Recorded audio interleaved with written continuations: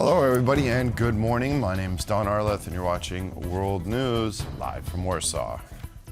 U.S. President J.D. Vance and Secretary of State Marco Rubio will host talks on Wednesday with foreign ministers of Denmark and Greenland amid concerns over Donald Trump's interest in controlling the Arctic island. Greenland has called for stronger international support, with a senior minister traveling to the UK this week and urging lawmakers to stand firm against U.S. pressure. With continued threats coming from the United States, the future of Greenland may seem uncertain in the international arena. However, it is not because Greenland, a semi-autonomous territory of Denmark, is undecided about its path. Just on Tuesday, Prime Minister of Greenland highlighted that its choice between Denmark and the United States is clear. Greenland will not be a part of the USA. We choose the Greenland we know today, which is part of the Kingdom of Denmark. Now we are faced with a geopolitical crisis, and if we have to choose between the USA and Denmark, here and now, we choose Denmark. We choose NATO. We choose the Kingdom of Denmark. We choose the EU. This is not the time for internal discussions and division. This is the time to stand together and build on the community we know and we want. Also on Tuesday, the United Kingdom hosted Greenland's energy minister, who highlighted that Greenland has been an ally to the United States and that it is disappointed by its actions, which have an adverse effect on Greenland's population. If you ask the people of Greenland, there are quite a bit of worry. People are concerned about the messages from the United States about annexing Greenland or buying Greenland. It causes a great deal of worry about the future. The discussion on Greenland will continue on Wednesday when foreign ministers of Greenland and Denmark are meeting with the U.S. Vice President J.D. Vance and State Secretary Marco Rubio. Judging by Tuesday mood, though, the future for Greenland is clear and it rests with Denmark. From London, for TVP World, I'm Sonia Gatalishan.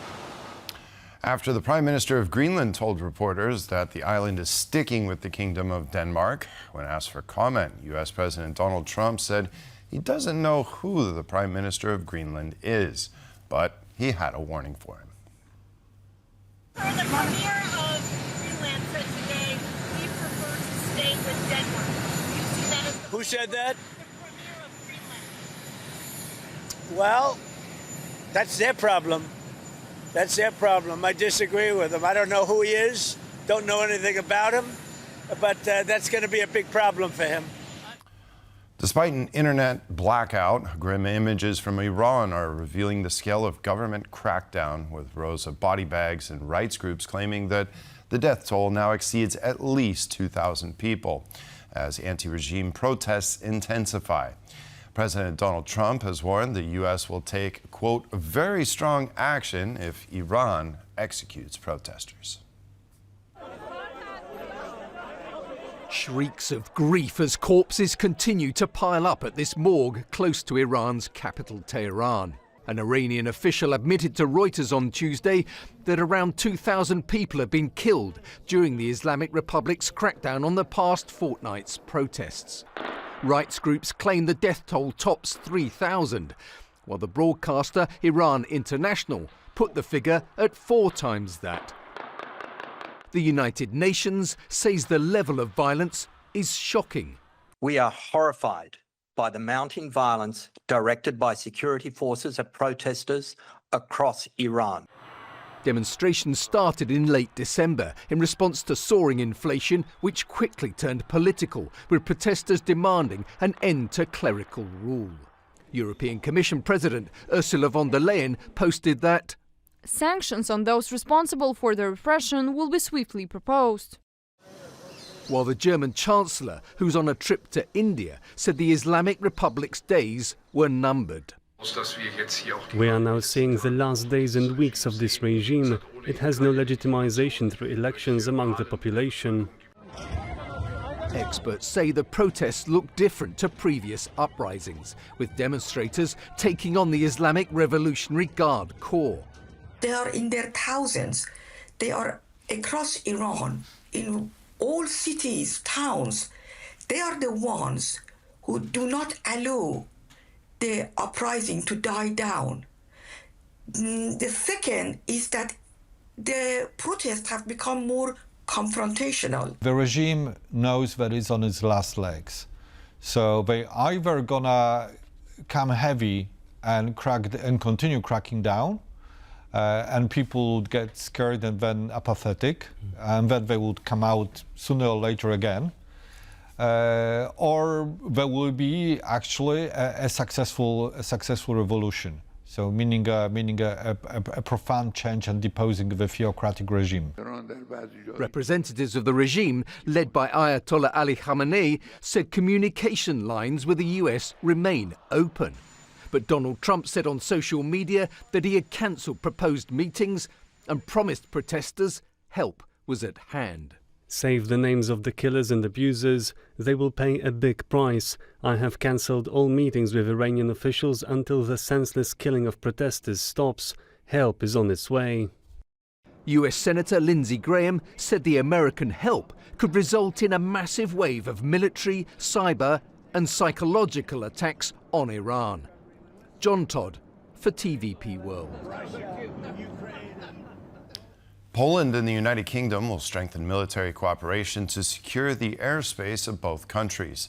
London and Warsaw will collaborate on helicopter pilot training to better counter the threat of missile attacks. The effort was announced by the British Ministry of Defence after the meeting between Polish President Karol Nawrocki and British Prime Minister Keir Starmer. The announcement comes after numerous Russian drone and aircraft incursions into NATO airspace in 2025. Currently, there are over 300 British soldiers stationed in Poland, and Polish and British pilots fly together on missions securing NATO's eastern flank. A genuine reconciliation between Poles and Russians will be only possible when Russian society itself concludes that the age of empire is over. This is according to Polish Foreign Minister Radosław Sikorski, who made these remarks while discussing the long and often difficult history between the two nations in an interview on Vault Talk. Russia is driven by a fascist state ideology. It has assumed for itself the right to determine which peoples may exist as nations and which may not, and to impose its will on its neighbours. This is the core of the problem. It is Russia that would need to undergo profound change. In Eastern Europe, we were aware early on that this trajectory was deeply troubling, particularly when we observed whom the authorities under President Putin were presenting to the Russian public as national role models. There was a brief period when figures such as Andrei Sakharov and other descendants were recognized, but this was later replaced by the rehabilitation of figures like Yuri Andropov, which made the direction of travel clear. When you ask about reconciliation, I would say it can only be possible with partners who first acknowledge historical realities and second who choose as their moral referent points not figures such as Ivan the Terrible or Stalin, but those Russians who sought peaceful coexistence with their neighbors and who accept that the era of empire has come to an end. The number of political prisoners in Belarus grew in 2025, despite a series of pardons and releases. This is according to the annual report of the Vienna Human Rights Center. The report, which documents the state of human rights in Belarus, says 643 more people were convicted last year for participation in protests 5 years ago. The Vienna Human Rights Center also reports that over the last year, 2 prisoners died while behind bars and 3 after they had been released. The deterioration of human rights situation in Belarus also includes allowing no public access or information for court hearings, as well as torture and ill treatment of inmates. Exiled Belarusian opposition leader Svetlana Tsikhanouskaya said that Poland is a role model for Belarusians. Tsikhanouskaya has also met with Polish President Karol Nawrocki, who assured her of Poland's support for democratic transition in Belarus. We, the Belarusians, look to Poland with admiration and sometimes even with envy. And you are not just allies and neighbors to us. You are an example to us. It is precisely like Poland that I see a new, strong, sovereign Belarus, one that cares for its citizens rather than serving a foreign empire. As President of the Republic of Poland, I wanted to thank all free Belarusians for your difficult journey, one that requires so many sacrifices, many of you sacrificing your time in prison under the Lukashenko regime. But you are on your long path to independence and sovereignty, and Poland will never abandon you on this path. Estonian authorities have banned Russians who fought in Ukraine from entering Estonia. Foreign Minister Margus Chakna has said that those who took part in the brutal war against Ukraine have no place in Estonia and the Schengen area. Tallinn estimates that as many as 1.5 million Russians have taken part in the invasion of Ukraine. That's more than the entire population of Estonia. And officials from the Baltic state advocate a total European Union-wide entry ban for Russian veterans. The Ukrainian foreign minister has praised the initiative as a necessary security measure for Europe and a clear signal that impunity will not be tolerated. At this year's CEE Forum in Vienna, dozens of economists, policymakers, and academics have gathered to discuss the region's economic outlook. While Central and Eastern Europe has seen strong growth so far this century, many here say that structural reforms will be needed to keep that momentum going. At this year's CEE Forum held in Vienna, Austria, dozens of economists, policymakers, and academics have gathered to discuss the region's economies and futures.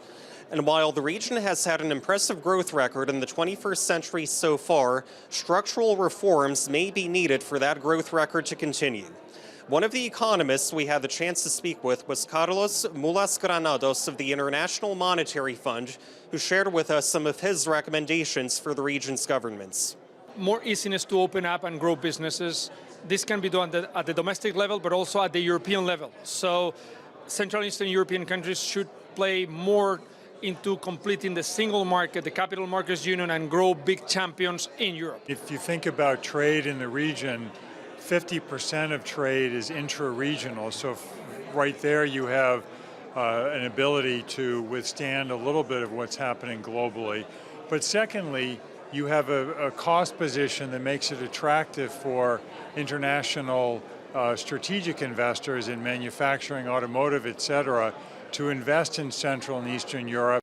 These reforms could help the region remain competitive for decades to come and transform it into a top-tier global investment destination. From Vienna, Austria, Maciej Wilowski for TVP World. As a cold snap continues in Europe, the Austrian capital Vienna has deployed a legendary icebreaker to clear its harbor on the Danube River. For the 70-year-old vessel named Eisvogel, it's the first clearing mission since 2017, which marks the last time that the harbor froze over. The Alban harbor must be cleared, because otherwise the pressure of the ice could damage the docked ships. Additionally, a grain ship is arriving tomorrow, and without the ice cleared, it would not be able to enter the harbor. It's not an everyday occurrence, but it's nice to be able to clear the ice on the Danube. It's something quite special and it feels good. The last time we were on duty was in 2017. Today, in the Alban harbor where we were operating, the ice was some 10 to 12 centimeters thick. Normally you go out at 5 centimeters. The maximum thickness we can break is 70 centimeters. The MS Eisvogel is not very large, only 33 meters long, but it's very strong. It has 12 millimeter thick plating in the front hull area, 2 520 horsepower engines, and is specially equipped to crush the ice with its own weight of 80 tons. And with those ice-breaking scenes, we conclude this edition of World News. Thanks for joining us and stay with us for more here on TVP World.